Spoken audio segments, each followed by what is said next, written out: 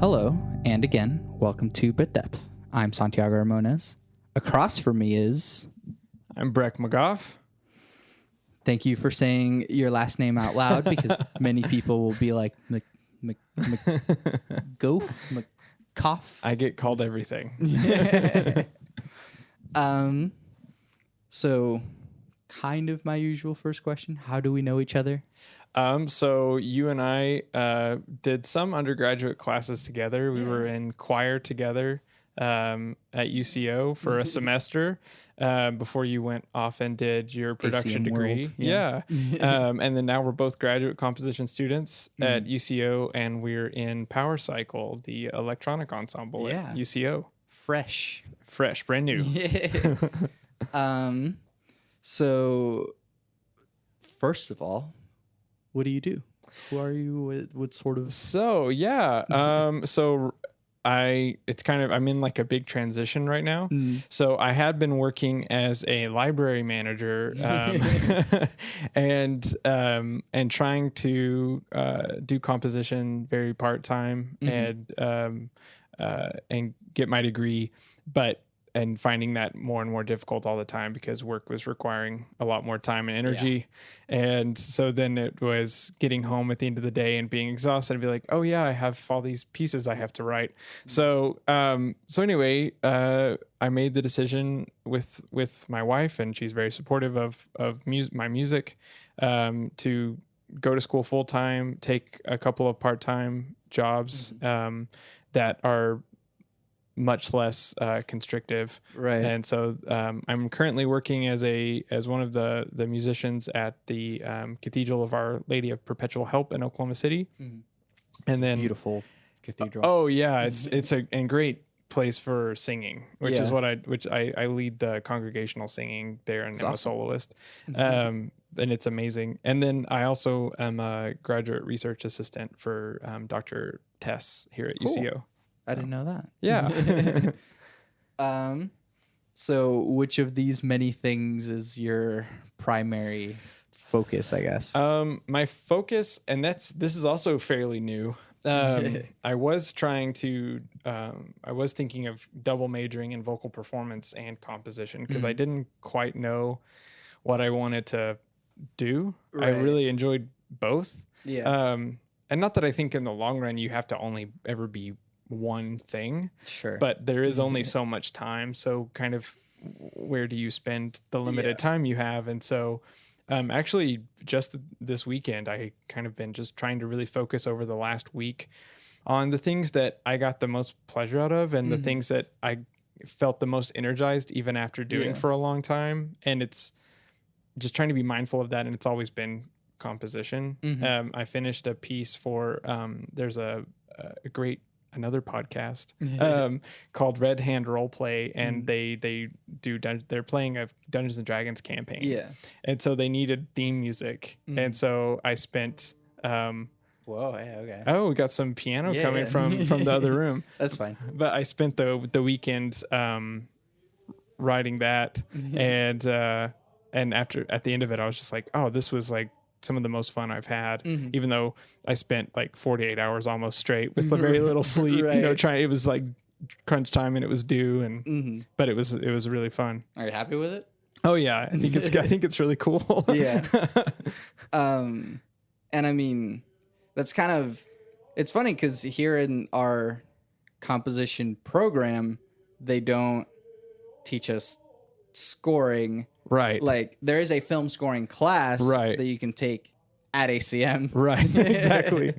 Right. But that, like, nowadays it's like if you're doing composition, like that's probably one of the main sources of income for most composers. Well, yeah, absolutely. I mean, most of the things I've written have been for projects like that, or like independent films, and shorts. I've done a lot of short films that I've scored, and that's been, if I actually made a list of every single thing I've written, that would be most of it.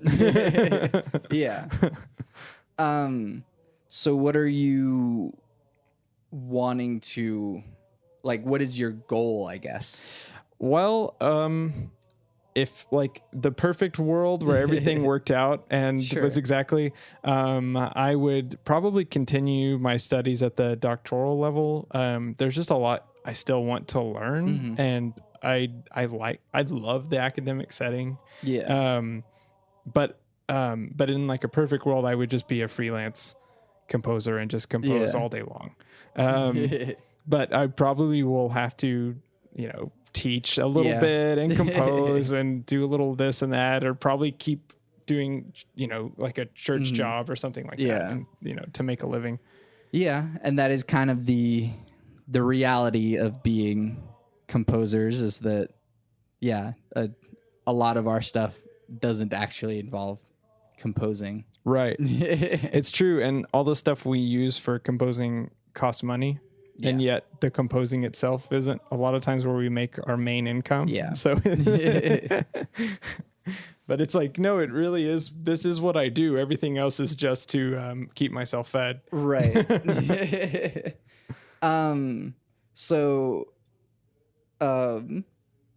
did you get started in music in general, I guess? And then we'll sort of track down the other rabbits. Yeah. So I don't remember not doing music. I grew up, my mom was studying at her graduate degree at UT in opera performance, and she had already had a few professional gigs, and she still is a great mezzo soprano. My dad sang his whole life, has a great lyric tenor voice, and so I grew up singing in churches. There's like a video of me like way too young, like singing on stage, and I was just very natural, like as a toddler, like, but then I took piano lessons starting in the age of 7. My grandma played piano and taught me how to read music. Cool. And then my aunt she had started out as a concert pianist, then became a missionary and lived in Africa for a long time, and then came back to our little small town in southeast Oklahoma and taught me piano lessons regularly. And so then I did that in high school. I started taking voice lessons and started college at the beginning as a vocal performance major. But in high school, I got the composition bug and started it was kind of around the same time that I started learning piano. I would, my mom would hear me practicing all the time and then found out from my aunt that I was actually just playing my own stuff, and I wasn't actually learning just noodling around. Yeah, and I wasn't learning the repertoire that I was supposed to be learning. I was just making my own music. So my senior year, I actually got to take some of my own piano pieces to contest, which was really cool because my piano teacher at the time was really supportive of that, and so that was really fun. Yeah. So what made you kind of, whenever you hit college and go, I have to decide a career, what made you go music? That seems like a good idea. Yeah. And and kind of story of my life has been a bunch of changes. So I changed majors 5 times in my undergraduate and ended up do that. Yeah. And I ended up with a degree in humanities. Cool. And because I really did like the humanities. I liked learning about art and history and reading all of the great literature. Sable has a humanities degree. Oh, yeah, and it's great, and the faculty was great, and so I really enjoyed that. That's where I really got into film scoring because some of my classmates wrote and directed shorts. That's awesome, yeah. And so my output in music skyrocketed because I was making all these short films all the time for them. And so that was really great. I got to go to some national and some of the films made it into international festivals. And so that was really neat.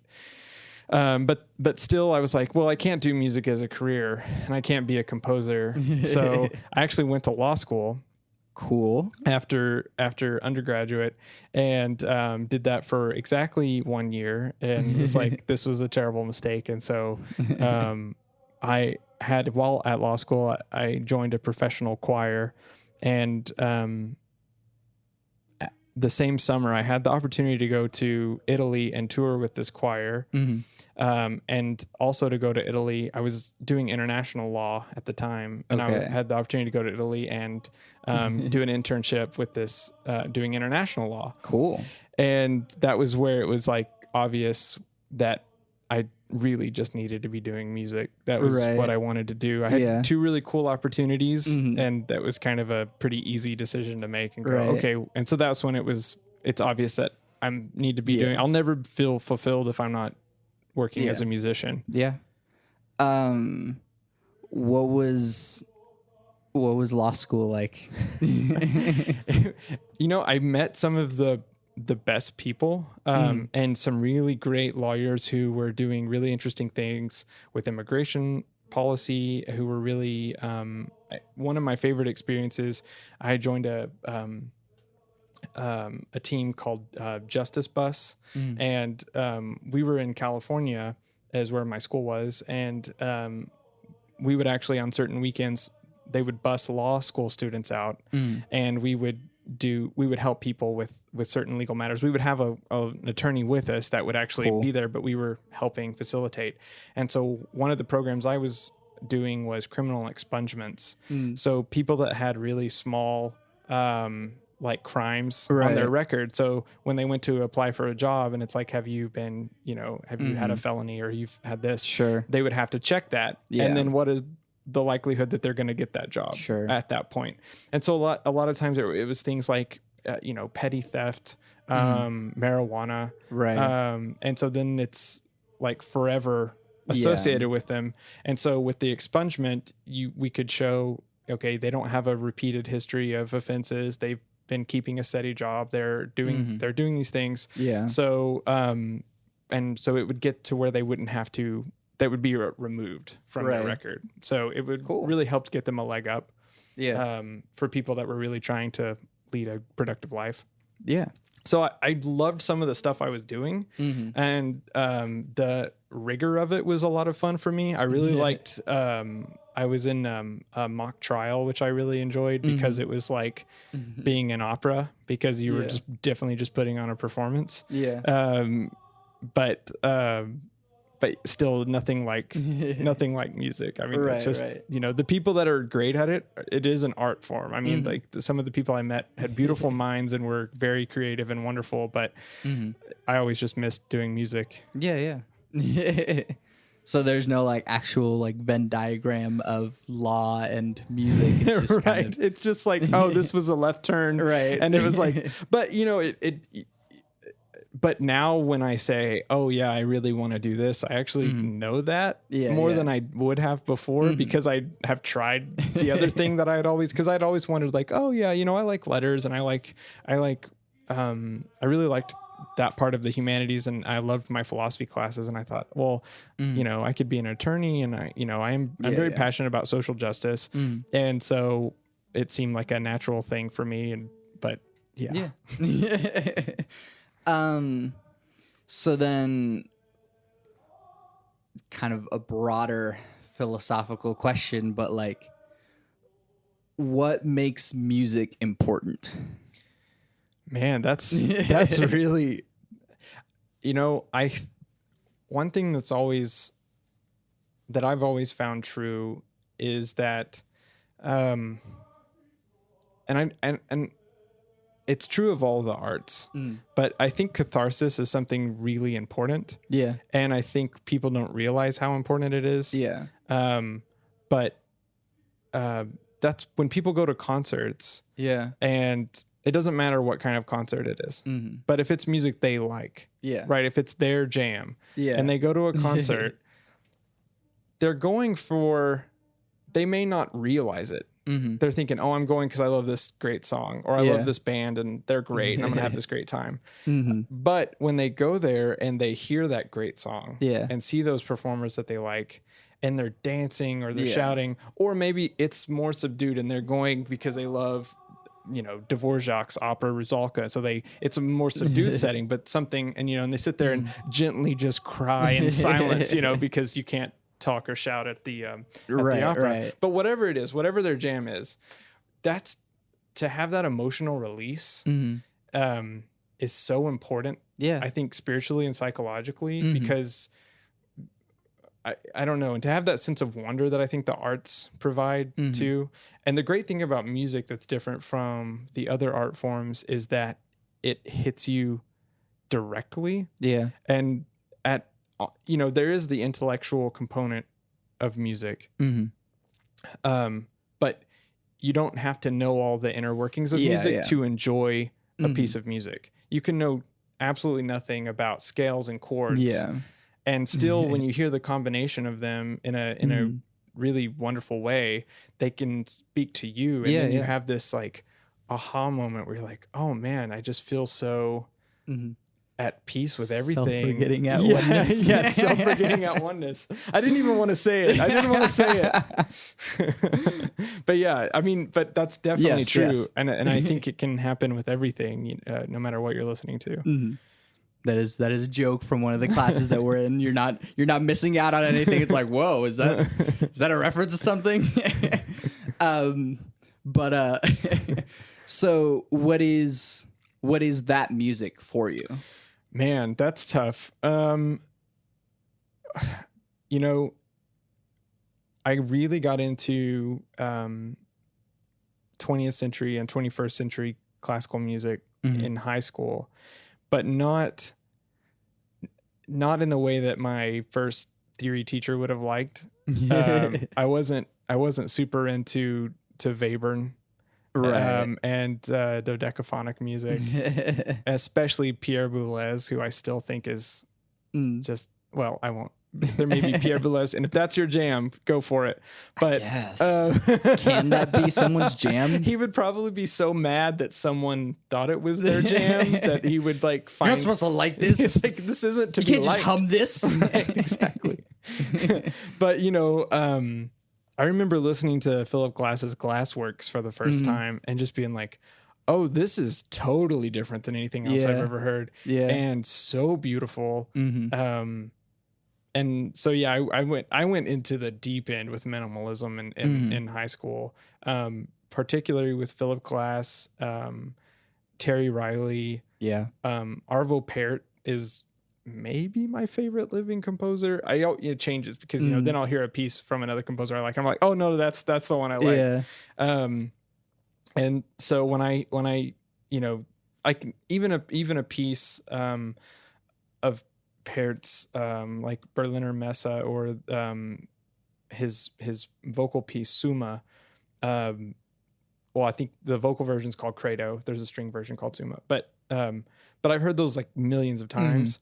And if they're on, it's just like, I don't know. It's this most amazing music that it's otherworldly. It totally removes you from, I don't know. And it's not, it's not always the thing you want to hear. Right. You're not going to have a dinner party and you're like, all right, everybody. It's like, this can't be background music, so no one talks for 2 hours. We're just going to listen to a bunch of Arvo Pärt. Right. Although Arvo Pärt does make some pretty good background music. Yeah, it does. It does. No, it is. I just love it so much. I can't let it be background. Yeah. I'll be like, shut up. Shh. No, this part right here. No, this part. Yeah. And so recently, I discovered the music of Kaya Saryaho, and she wrote L'amour de loin, and they did it at the Met, I think 2 years ago now. And so I got an interlibrary loan of the original production, and after the end of that opera, and I used to be really into opera and loved all the all the Verdi and Puccini and all that stuff. And then I kind of haven't been so into it because it's so dramatic. It's so overwrought, And so I like more subtle expressions. Sure. But still watching this and after it was over, I just had to like sit in silence for about at least an hour. Dang. And I just sat there and I was crying off and on because it was just incredible to see something so new and fresh. I don't know. It was just it's an amazing, she's an amazing composer and is totally doing her own thing. She's not, you can listen, you're like, oh, they're trying to sound this is like, this is like this. And that's, I don't know what that is for her. It's, which is really inspiring to have people like that. So those are that's what I listen to. Yeah. Has learning more about music and how to compose and scales and theory and that, has that taken the magic out in some sense? There have been times in the middle of it where yes, because in that moment when I'm stressed about this has to be this way and this, or if I'm working on, like, for instance, a counterpoint project where that's the point of that. Yeah. But when you actually listen to a piece, the magic is always there. Yeah. If the piece, you're not paying attention to, like, I'm not. Yeah. Thirds, fifths. Right. Yeah. And I had my first theory teacher when I was at Southeastern was, he did do that when he listened to music. He was just analyzing constantly. Yeah. He had perfect pitch, and he would just, that's a curse. Yeah. And he always said that. So it was hard for him because, especially if a piece was really simple, because then he was like, I get it. So he couldn't, like, appreciate, more simple music, which sometimes I feel like getting to the core of the matter in a piece is more beautiful than a lot of complexity. Yeah. Unless the complexity is necessary for the piece, but complexity for complexity's sake sometimes can take the magic out too. Cause it's like, well, there's a piece in there somewhere if we get rid of all of this. Or then you just start sounding like Milton Babbitt. And it's just the sound of math. Yeah. Oh, Babbitt. Yeah. Well, it's still interesting to analyze, but that's about it. It is. And there's a lot of pieces like that where it's like, oh, this is neat. Yeah. On paper as a homework assignment. Yes. But, I'm not going to invite my friends to a concert. Like, yeah, we're just that's also not something that you can put on in the background. Right. Because it's like, what is going on? What is this nonsense that you have that you think is like, oh, this is good ambient music? Right, exactly. Right. No,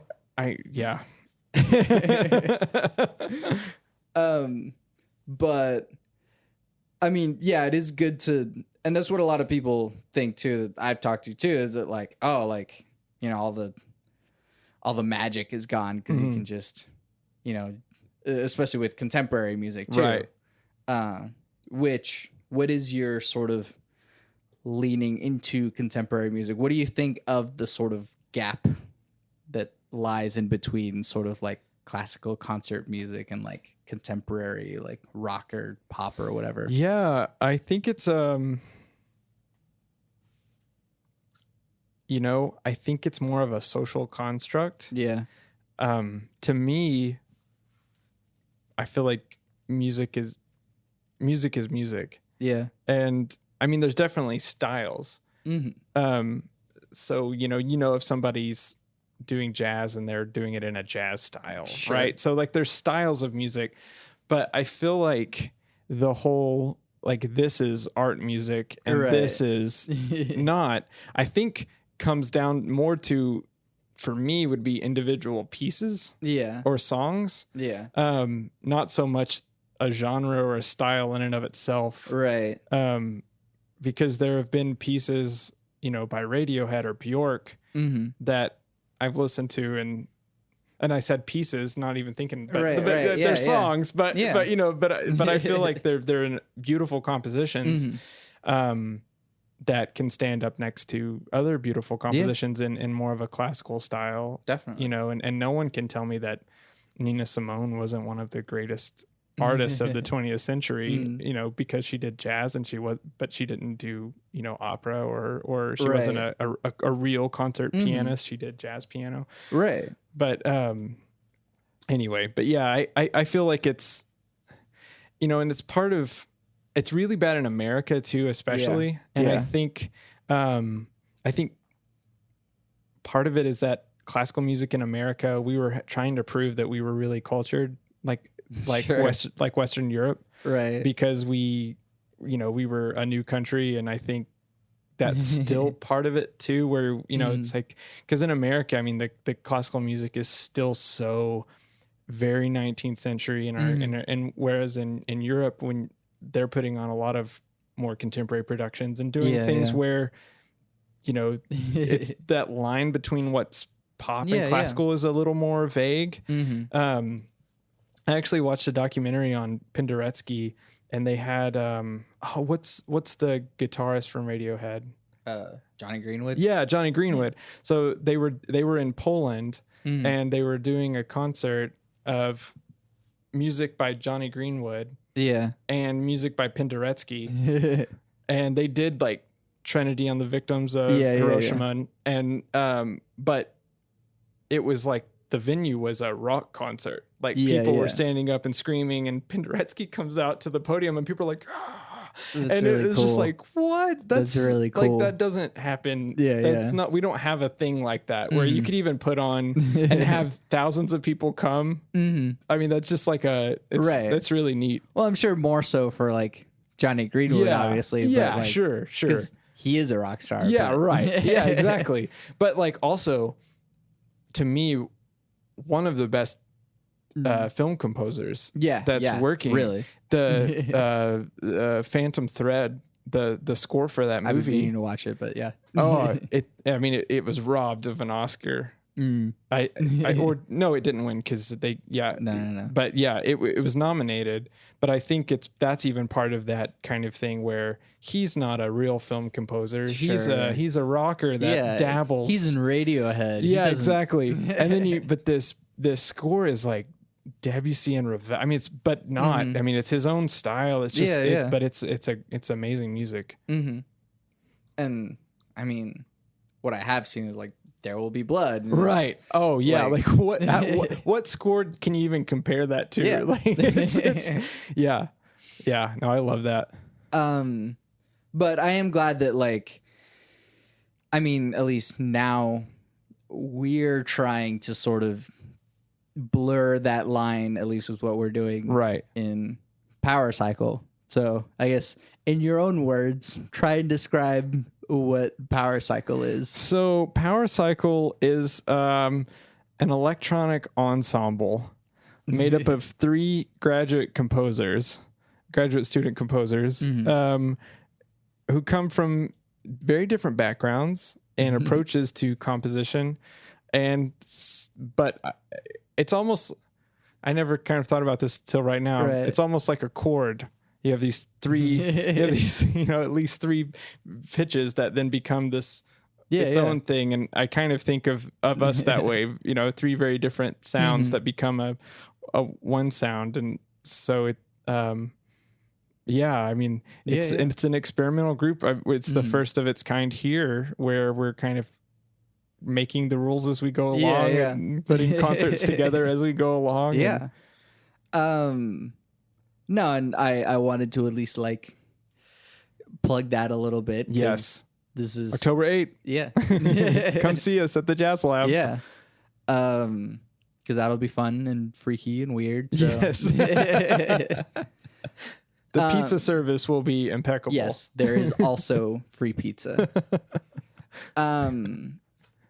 What is bad music?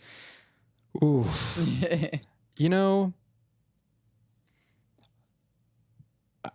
I don't know. Yeah. That one is harder for me to answer than like what is good music almost. And I think, to me, I would think the only thing that maybe I would think was bad is something that somebody didn't care about when they made it. Sure. But like so much, there's so much subjectivity to what's good and bad. Yeah.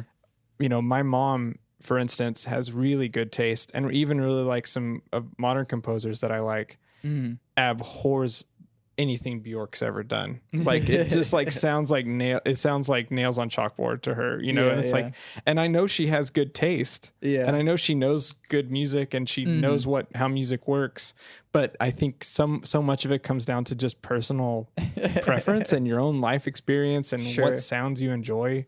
But yeah, I would just think, if someone's really putting their heart and soul into something and it really means something to them and they make it, maybe I don't like it aesthetically, like the sounds themselves I don't like, or the combination of things, but I still wouldn't call that bad music because somebody did something and put something out there and believed in it. But I would say if somebody's like, you know, oh, I gotta just do this and I don't care about it at all, and you know, then maybe that's bad. Right. But yeah, it just feels like a hard. But we also kind of do that through, I mean, maybe you have to score something and it's just like, let me just crank this thing out.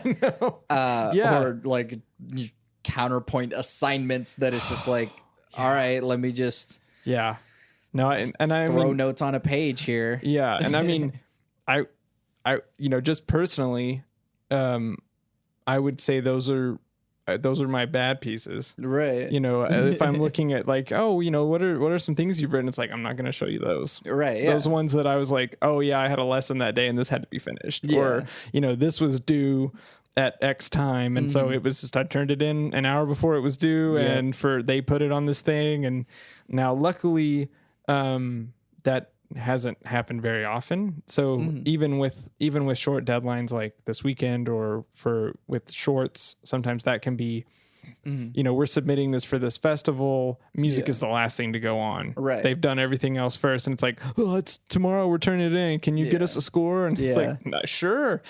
But usually because you love music itself and you love the act of composing and coming up with new ideas. And there's an aspect of it that's like a puzzle. So intellectually it's fun. It's almost like solving a mystery. Because this has to happen. This needs to happen. How do I get both of these things to happen and it be coherent? And and there's so much of that to it that's enjoyable in itself. So most of the time, even it's still enjoyable and it's still, I feel like I'm putting myself into it. But yeah, I would say there have been a couple of times where I'm like, that's not a good piece of music and I don't want my name on it. And that is actually something else I was going to ask about. Is like, there's a lot of times when music feels like math. And I guess that kind of circles around the whole, like, taking the magic out of it. And that, like, there is a process, or there are scales, there are puzzle pieces to sort of put into place. But you think you have to be like a little bit math brained to be a composer? I don't know. I've thought about this a lot because the math for me comes in later in the composition. So the initial thought is always like humming a melody to yourself or something. For me, you know, and I think because I'm a vocalist, it's either like something that comes to mind or that I sing, or it's something that I find on the piano. Sometimes, especially when writing for piano, my fingers kind of find where they would like to go. And so that can be the basis for something. But there is almost like this weird, like, sacred mystery to the process. But the only time I've sat down and mathed a piece from start to finish probably was in counterpoint class. But you know, there's always, you know, what my goal is, and I guess this doesn't just relate to certain kinds of pieces, it's kind of everything, but there needs to be something interesting. And that can be defined however. Hopefully something beautiful, defined however you'd want. And something sexy about it, where it's like, oh, I like, you know, where you kind of have this attraction to the piece itself, where one thing, the one that we did of yours that had the bass line that was so groovy. Mirage. I mean, that's such a sexy little thing right there. It's like, okay, throwing it down. I just, and that like got stuck in my head forever. But yeah, and so, you know, the math part of it is, okay, this is orchestrated for these instruments. They have these ranges. This needs to go like this. And this one is, or if you're looking at the chords themselves and how to spell everything and get it spaced out the right way. You know, but voice leading. Yeah, exactly. And, you know, one of the nice things about where we are in music right now is that even more so, I would say, in classical music than in any other type of music, is that it's really a blank canvas. Yeah. And if you make it work, or you make it cohesive, Sure. I mean, it's like, wow, that didn't go where I expected it. And had you done it the right way, according to music theory, wouldn't have happened. that moment wouldn't have happened, and it would have been more boring and standard. And so that's kind of exciting, I think. The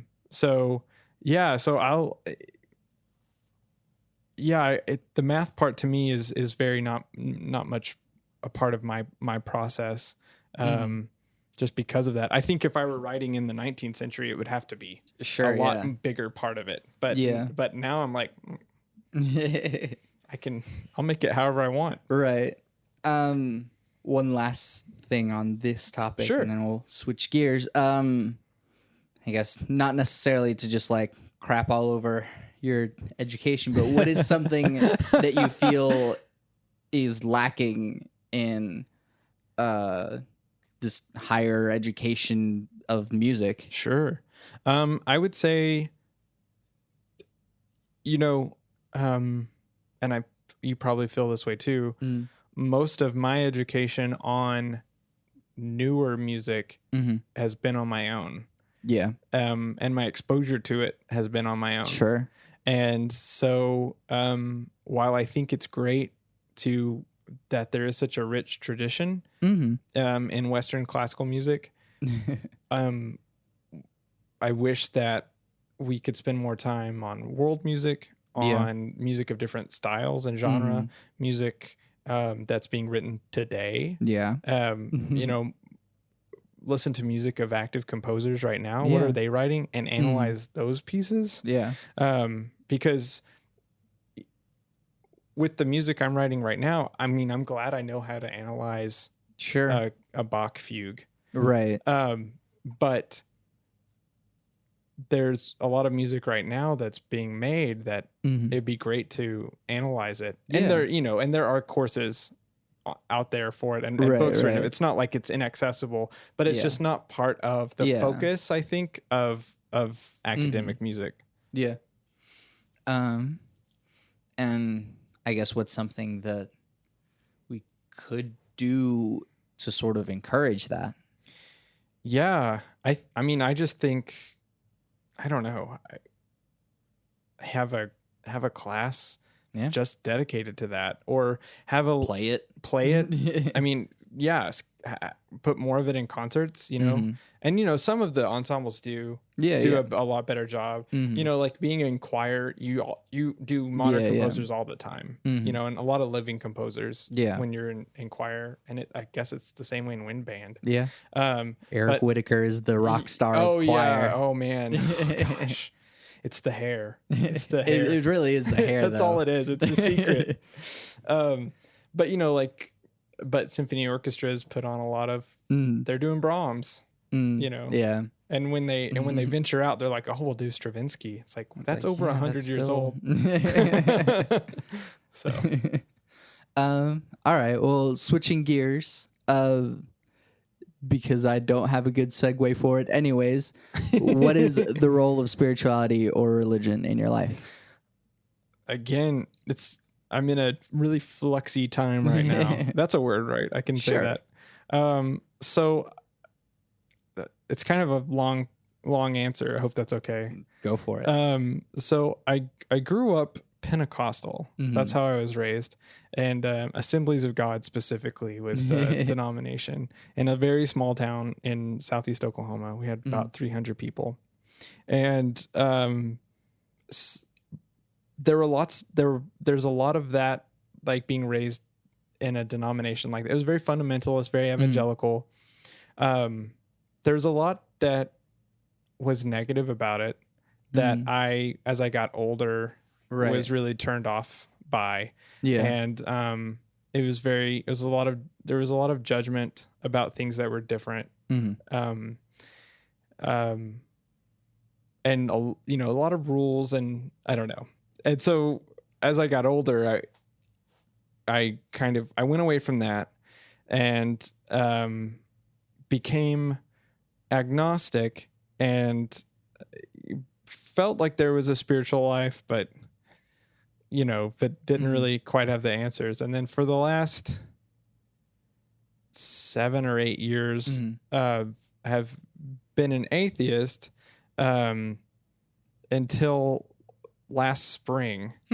And so it's been really weird. Cool. And luckily I have very understanding friends. I was really worried about talking to anyone other than my wife, and I was actually worried to talk to her about it because for our entire relationship, that had not even been part of my my thing. And so I'd always had church jobs, even though I wasn't religious. And if they are a good church, they will hire anyone because they need good musicians. And how a mass is. There's lots of singing, and there's at the cathedral, there's lots of specific things that you have to sing and the way you have to do them, and all this stuff. And so it's so that part was always fun because it was like a real performance. But so I had been going to a Universalist Unitarian church, and that had just been because I hadn't been anywhere in so long. And I'm very I get a lot from interactions with other people. And so the bad part about being an atheist is, where do you just get together with strangers in a big setting and just like meet random people and other than like concerts and things like that. But it's a little, like, where do you just get together with strangers and just sing a song together or, listen to readings and those sorts of things. So I was really there. I found a really cool congregation. And, they read everything from Henry David Thoreau to, Mahatma Gandhi, they just kind of, everything. And I really liked it. But it kind of was like the gateway drug to go there for me because, sorry, I had an ant on my arm. No, you're fine. And so, I had worked at the cathedral previously, and then got my job at the library, so I didn't need to have the extra jobs. Sure. And I was happy to go because I was like, I'm not getting anything out of this. This is just a paycheck. So last spring, up before Easter, for all the Lent and Holy Week services, right before Lent, their tenor quit. And their soloist, and so they weren't going to be able to do some of the pieces that they had already been rehearsing. The cantor schedule was all thrown up, and so I got contacted, and would it be possible for you to just come back and fill in? And I was now back in graduate school and working a crazy job as a manager, and was like. And for some reason I was like, yeah, I'll do that. That sounds fine. I have no free time. What's one more thing? You should never say no in the music business. Right. You just never know. And so I went, same songs, same people, same everything else. I have no idea. But this time I was just so moved by the whole experience of the mass.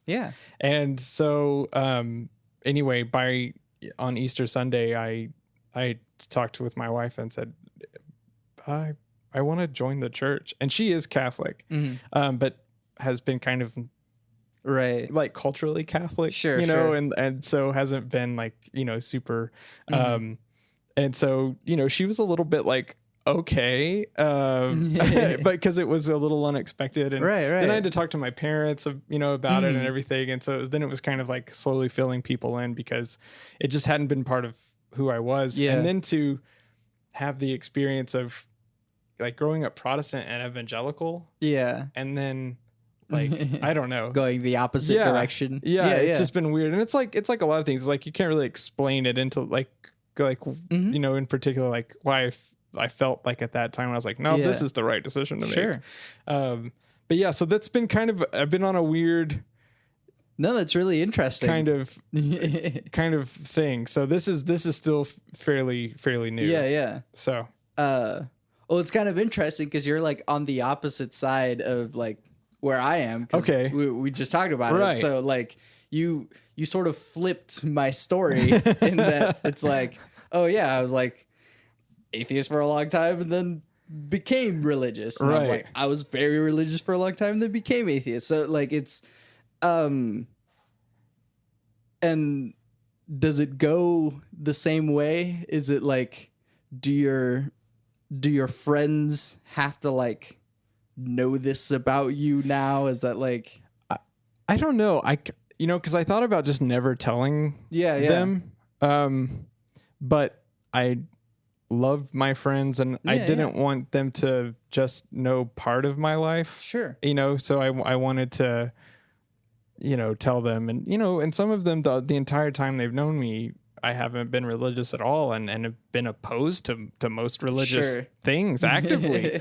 And so it was kind of, it was scary. It was, I was really stressed out to even like talk to some of them about it. Yeah.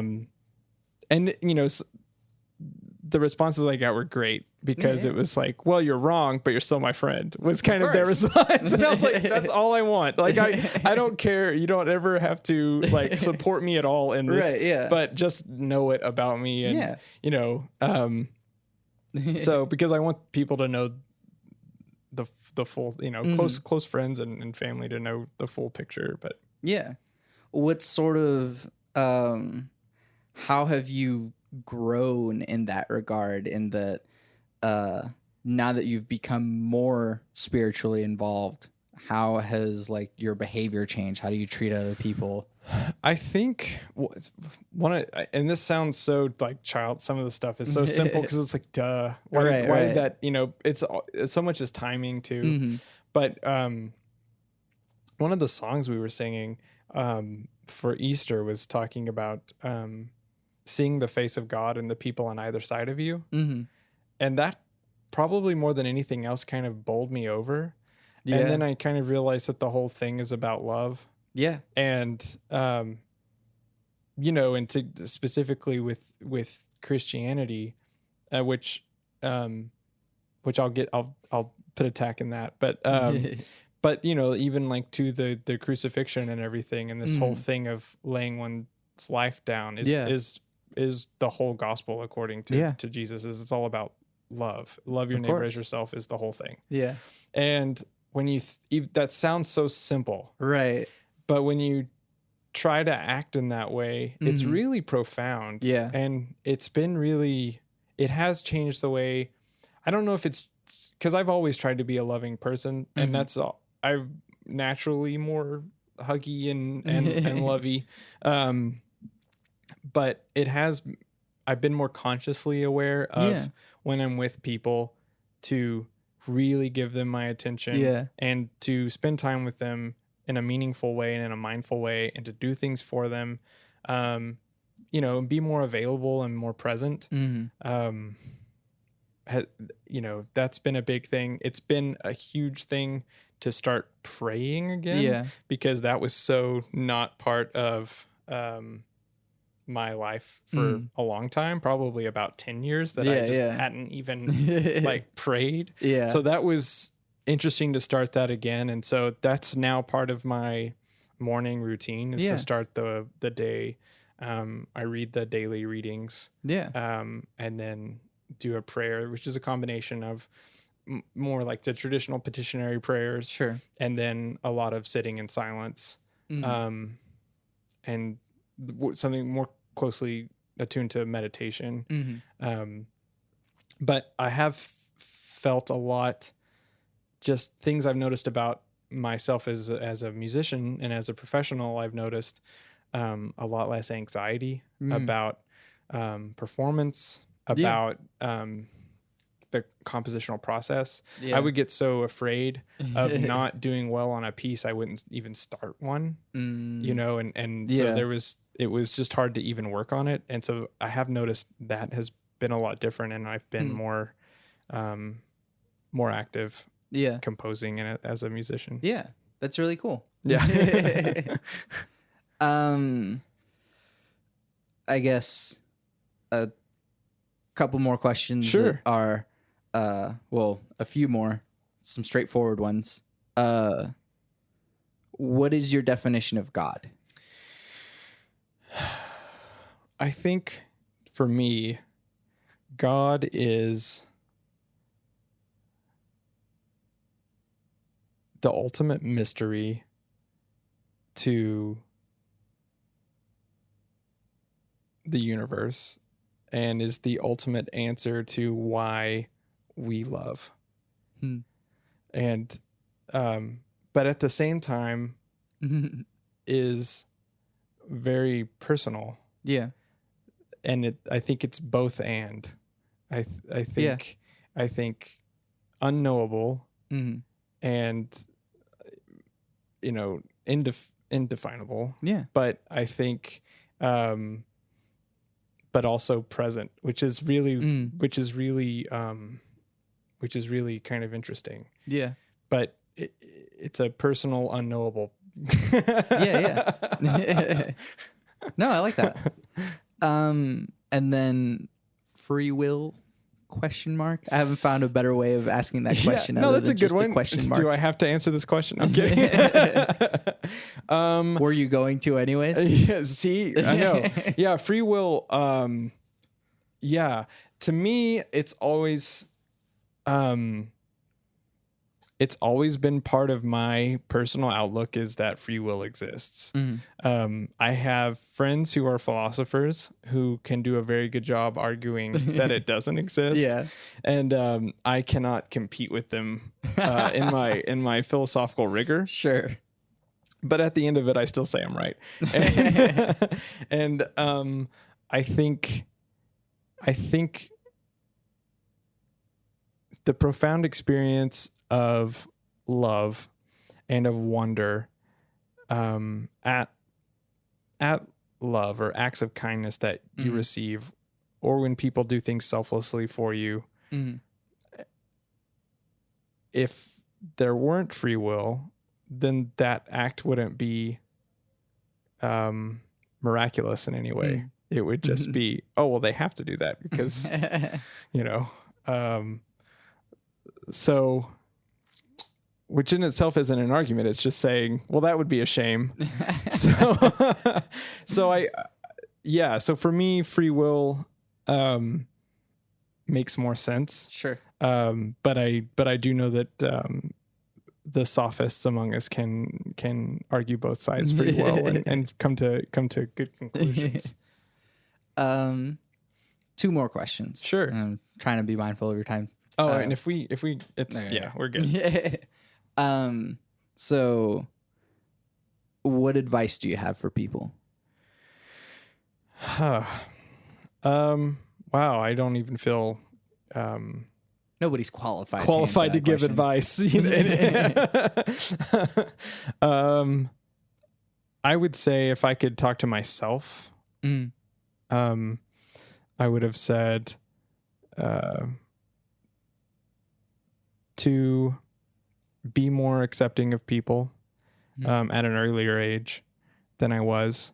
And I think when I was an atheist, could be pretty unaccepting of people who were devoutly religious, because I saw them all as, small-minded simpletons who were, not trying to figure anything out because they had all the answers that they needed. Sure.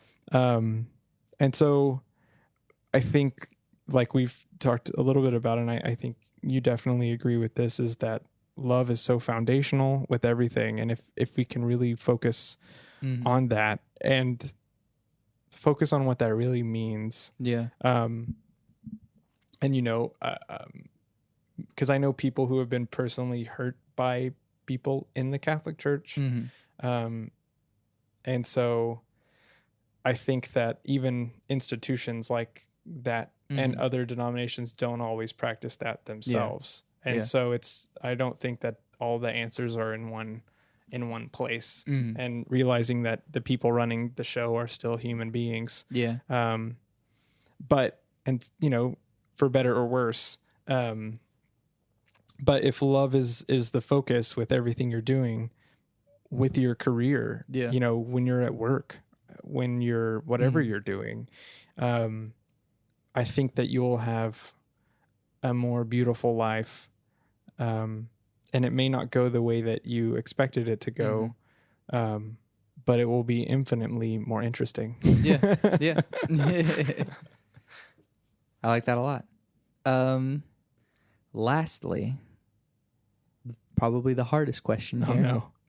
Cake or pie? Oh, this one is so easy. Oh my gosh. Pie, 100%. So, sorry, I have a little story. Go for it.